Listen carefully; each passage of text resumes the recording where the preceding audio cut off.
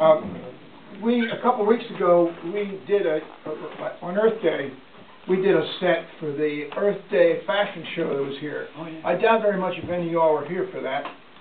It was a different crowd. But anyway, we did a set for Earth Day, and we thought we'd do a couple of the things we did then, now. So this would be Jala and Delaney on Earth Day. Do you want to use the mic? Yeah. You go. And this is called Mayflowers. My reward is not in heaven, good Father. I like to see a little flesh on my soul, be illuminated by a rainbow. Don't care either if there be just the regular shift of morning birds for my celestial choir, or a kindly beast for my angel guardian. Some spirits yearn for the union unseen. My bliss is to slide down beneath a lover's kiss.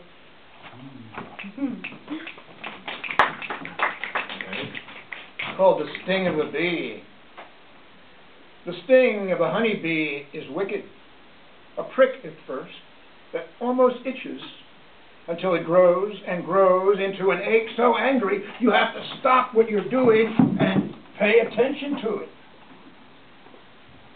That's a high price to pay. I know. They say a bee dies after that one sting. That's a high price to pay to get our attention. Are bees trying to tell us something? You know, most people don't like bees around. They're nervous they might get stung. Some people get sick. Some people even die from bee stings. Well, I've never had that scare that bad myself. But I've learned to walk with care through meadows of clover because I know bees could be there. They never sting with malice, like a hornet or a wasp, but only when they're disturbed from going about their work. I like to watch them suck at the flowers around the house. It's like the tunnel of love, like steamy, sweaty, naked sex.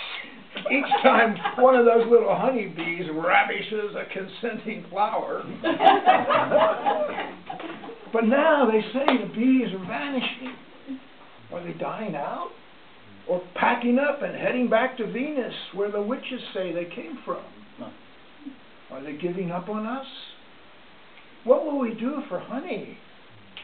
What will we do for flowers? What will we do for wheat and bananas?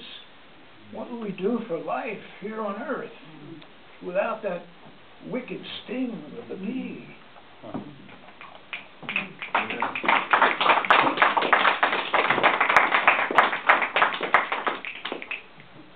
And this is called River Hills. It's dedicated to the beautiful hills around the Susquehanna River, where we lived for a couple of years in Lancaster, Pennsylvania. My soul was adopted by the River Hills, by Pinnacle and Winding Road, by sassafras and mayapples, jimson, milkweed, and the luminous banks of jewel. I grow with the corn each summer and harvest each October my sunny pumpkin self. Here have I planted the roots of my heart along rocky hillsides, in the neighborly hail of the pheasants and the rain song of the mourning dove.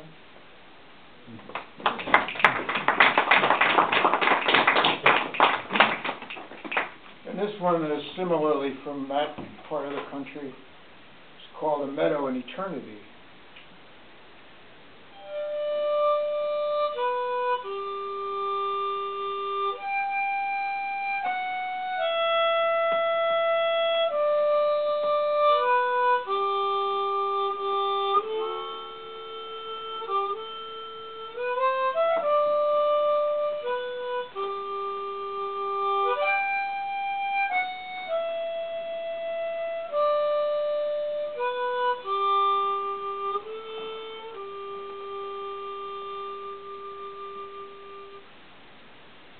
You've ever escaped to the meadow barefoot, out of sight of the barn, slipped under the electric fence, and stood down by the creek with no shirt on an afternoon in August with the mosquito? the grasshoppers and the cicadas ring in your ears, and your skin glows pink in the hot blue haze that makes you want to faint. Then maybe you saw eternity too, where the earth and the waters and the sky and the stars are married to each other and to you forever. And when you get back to the house later, everyone says how healthy you look, and there was laughter at supper, and evening came on with pleasure. But don't you be sneaking off to the meadow again tomorrow. We need you here, or we won't have enough money. And if you've ever put on shoes and gone off to the big city, way out of sight of the barn, and stood in the corner by the tenements, across the street from the park behind bars, smelled the grilled steak and the pizza blown in your face by a fan, or the garbage fermenting out of the cans, then maybe you caught the eye of a human soul, the big-bellied grocer stacking his tomatoes, or the woman of infinite silence gliding by in black.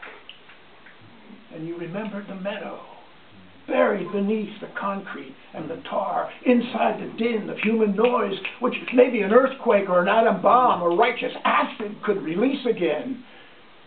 Certainly nothing less. Oh, friends, take it from a native of Lancaster, Pennsylvania. Disobey your relatives.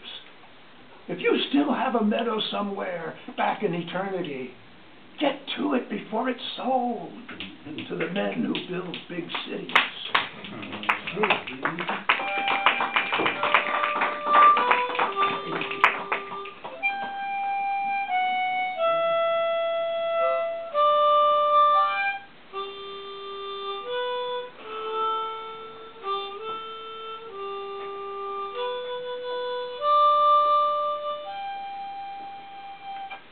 Thank you.